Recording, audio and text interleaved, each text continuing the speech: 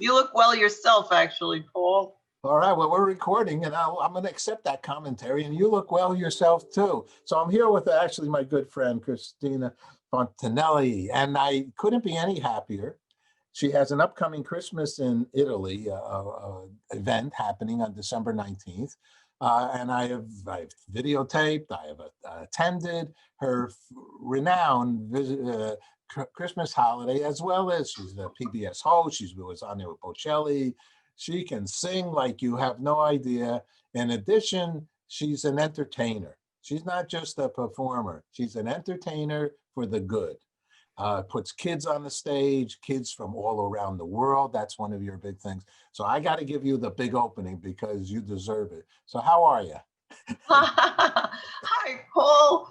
You know what I tell everybody? I'm alive. I mean, nowadays I live in New York City. Probably when you zoom in, you can see back there all the lights outside on the buildings. And, you know, New York has been really challenging, not only because of COVID, which I did catch last March, and it was intense, but not life-threatening. I was fortunate. But also just being in New York City now is kind of challenging, you know? What's for you? I mean, you're an entertainer and you know, and a TV producer and other you know, outreach in the world of entertainment, or maybe other things I don't know. But I mean, it's hard to get work now, isn't it? I mean, the restaurants aren't open, and I don't know, you got to sing on the street, I guess, and you could freeze on the street now. It's complicated. Well, it is, but you know, I have to say that in 2019, before this all happened, I kept saying, I can't dance any faster. I can't I can't walk. I can't sing any faster. I was so busy that I won a Best Actress. I went in Las Vegas. I was at the film festival. I was running my show at Carnegie Hall at Christmas. I honestly, so the first part of this whole COVID thing, I actually enjoyed downtime this summer. I said, wow, this summer I can breathe, you know, and it's not because I didn't know how to sing or I didn't make the right phone call, but now it's getting a little, I am busy actually, because several things came into my existence online, and I'll tell you about what's coming up. So, but looking towards the future, what I think that this will become an opportunity, because in my case, since I am a producer and the things that I produce and star in, I have some control over. And even my appearances, for example, when I appear every year at 54 Below, Michael Feinstein's incredible nightclub, supper club. Let's hope they're here after this is done. But we're going to add streaming. I mean, you can stream your shows to so many more people now. So I think ultimately some good things will come out of this very, very difficult time. I agree. So what are some new things you're up to? Well, you know, I got involved. I was very excited. Investors Bank has been a sponsor of my nonprofit productions at Christmas. And I think you attended the Great International Songbook and Opera and Broadway of the Hamptons. They invited me to be their inspirational speaker for their Women's Leadership Gala. And they had me sing a special song called Rise Up, which I had to really work on. And I'll participate in another thing they're doing, Theaters Together. They're wonderful, and they help nonprofits.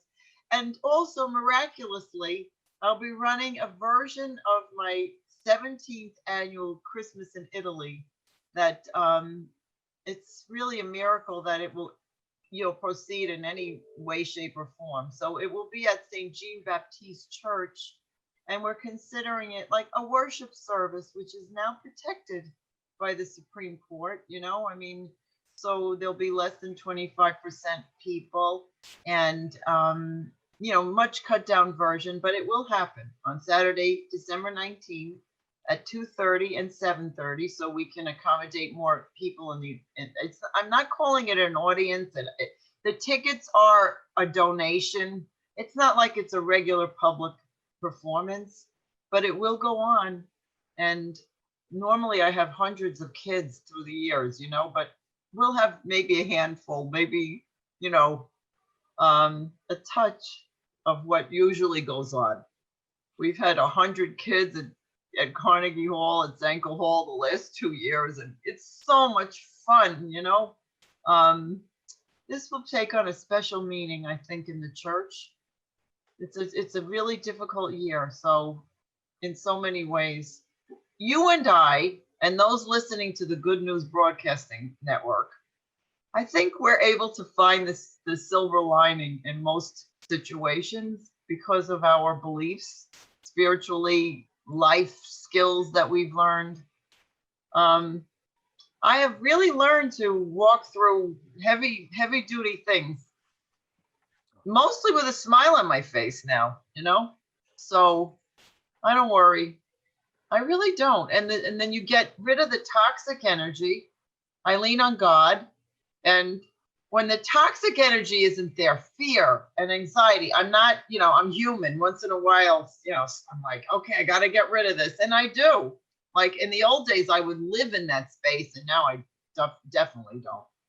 And when you get rid of that, all of a sudden, you know, you can feel joy and tranquility and productivity, focus. If you have a vision, we started talking about that before you started this interview. Thank you for this interview. When you have a focus and a vision, and you're not filled with fear, many times you can bring it to fruition. So I enjoy living in this space as opposed to how I used to be. Definitely. I think sometimes, you know, we in our media minded space, let's say, in the world of entertainment, you know, it's a very unfortunately, the fact of the matter is it's a wonderful thing, and it seems to have its, for many, glamour to it, and it has its recognition to it. Your name might be up in lights, but boy, I learned early on, but I don't know if it helped me by knowing it, is that it's show business. I know when I started CBS and CBS, I was a wild man. Get that set up, get the show on the air, and you just don't hear no. You don't have time for anybody to say, you know, I don't really want what. You know, it's like show business. And then I worked in news and sports and entertainment. If you have a show at 8:00, and if you're a professional, the show has, nobody cares about, you know, the makeup artist, the wardrobe person, they don't have the thing, and the iron broke. Have 3 irons. It's a, you know, so it's a stressful business in general, right? I mean, every time you do a show, you know, probably until after your first number, and it has some stress to it. Do you agree? I mean, unless it depends how many people you have working with you, and if they're good people, right? Because if you have a team working with you and they can take off some of they're making sure that there's 2 irons, and they're making sure that this person's on time. So but a lot of times it's hard to have that, you know. I don't know. Yeah, well, I think that when, you know, the level that you have worked on in your life, and then I have on at times, is the high level. There's a lot of stress. There's a lot. Even if people are taking care of things, your wardrobe, your makeup, it's still you. You have to go out there and produce. I mean, it's just you. Nobody can do that for you, you know. I was envious of you. You co-hosted there in Central Park with Bocelli, right? Yes. I'm still envious. Really? But you know what? I was, what they say, totally green, because the reason I even got hired for that was because I was an Italian singer hired at the Pompeii exhibit by PBS as a special event company. And the producer heard me sing, and he loved my voice, but he said, we need your energy. So they put me in Central Park. I had no clue how important that was. None. As a matter of fact, I was really delivering the dialogue and stuff way over the top. The director even had to say that you could tone it down. And I said, but no, they need my energy. And then I saw how serious he was about that. And I was like, okay, I better tone it down. But That was my first thing I did on PBS television, and it was so important. And then I went on to interview Volo and Michael Buble. I did their fundraising for WLIW and other things, you know. I've loved being part of PBS. And and you've worked for this. You have been in I know you a long time. And actually, we met through our mutual friend, which we dedicate this Ward Morehouse, yes, who's since passed, and we're both saddened. I actually has officiated his wedding even, and really liked it. He was. I'll just take a second or whatever, but he is the true Broadway show business spirit. Wrote about it, lived it. I think he wrote a book, and I know he wrote a book, but it was about almost every theater in New York or every Broadway show. I mean, he was the epitome of a Broadway New Yorker, and his family too. I think his family had showbiz in them too. And a gentleman. Oh, what a nice man. Yes, he was really special, and he really helped me in my career because he was doing some publicity for me. And because of Ward, basically, I got into Feinsteins at the Regency, and Ward arranged for a journalist from Forbes magazine to be at my show, and I got the quote I love the most. It's Cristina Fontanelli at Feinsteins is like seeing a cross between MariaCallas and Ethel Merman. Oh my God. Oh yes, I love that quote. And then years later, I became friendly with, he was a distinguished editor of Opera News, Brian Kello, and he wrote the definitive book on Ethel Merman. So he came to Feinstein to see me, and he said, Christina, you really are. You're a combination between Maria and Ethel. I mean, how does that happen? But that quote is just really special, you know, and I've used it over and over, you know. You make people so happy at your performances. I must say that because of your combination of MariaCallas and Ethel Merman. You know, I mean, you just have to be happy near both of them in different ways. You know, you have the talent of a MariaCallas and the sense of a real singer. Not that Ethel Merman was a slouch, but she wasn't MariaCallas type of a singer. You know, she was once from a real opera, and Ethel Merman belted it out. You know, and the show business, like show business, and so and they're both make entertainment what it is. So yeah, that's a good one for you. So the 19th, what's your website? How do people get to reach you and things? How does that happen?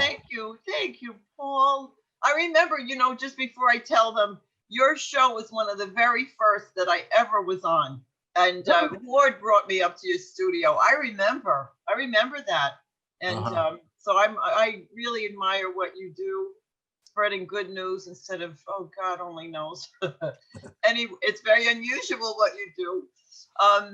Anyway, so on December 19, at St. Jean Baptiste Church on 76th and Lexington Avenue. Now, just to remind your audience, you know, all the theaters are shut down. So to even have this happening is really miraculous.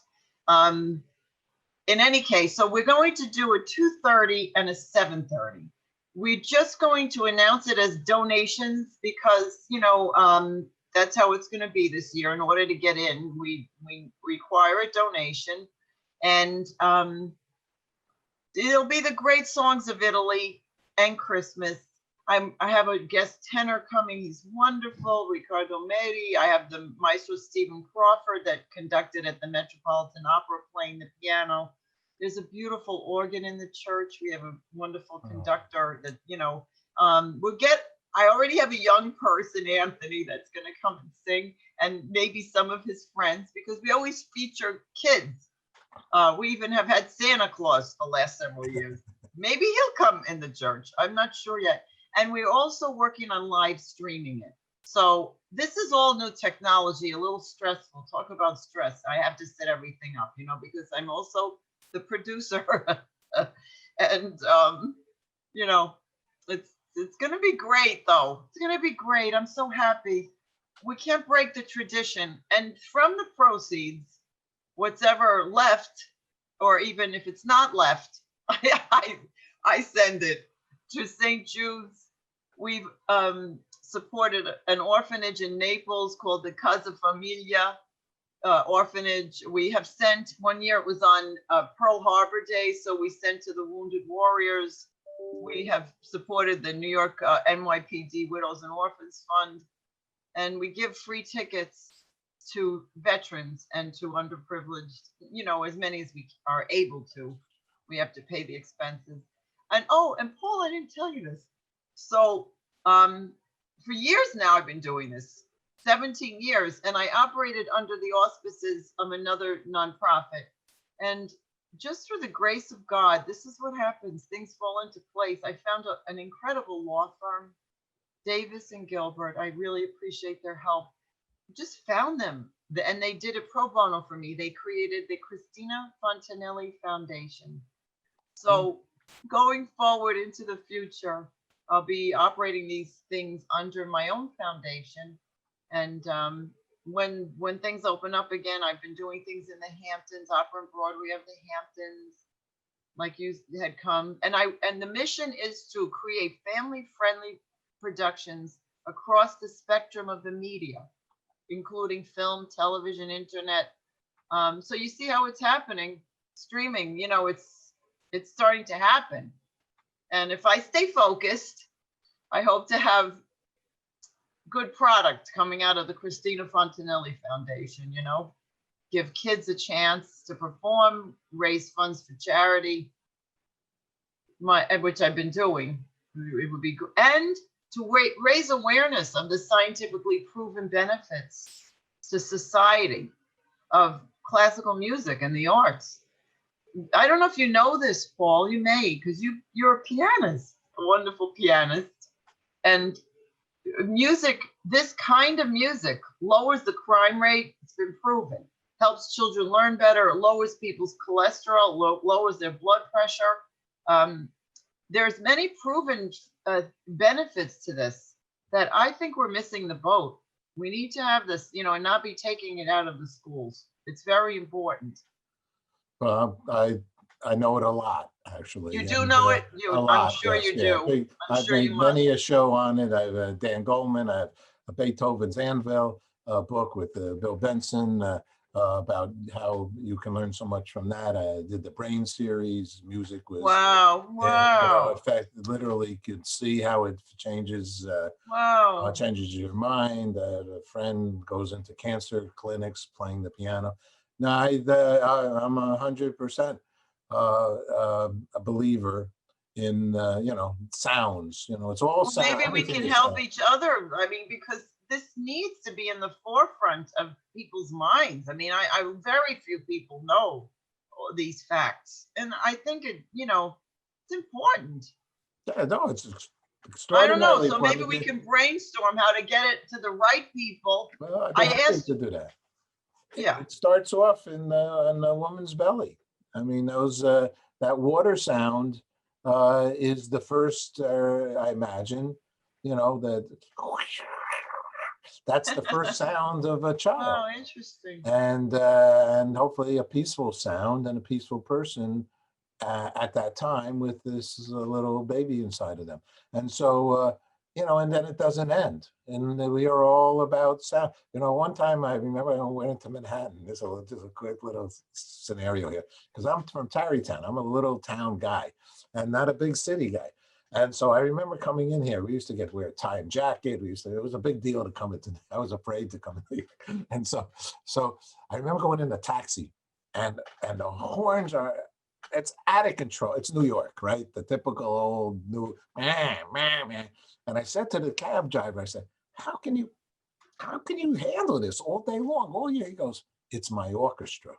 Wow, I love it. So the mindset of that reality. In fact, when we started Brain Series, we started with Michael Tilson Thomas, who was a orchestra leader for the San Sure. Francisco Symphony, about how he raised his hands, he brings them down, and 110 people play at the same Yeah. time. Yeah. I mean, come on, it's amazing what the brain does.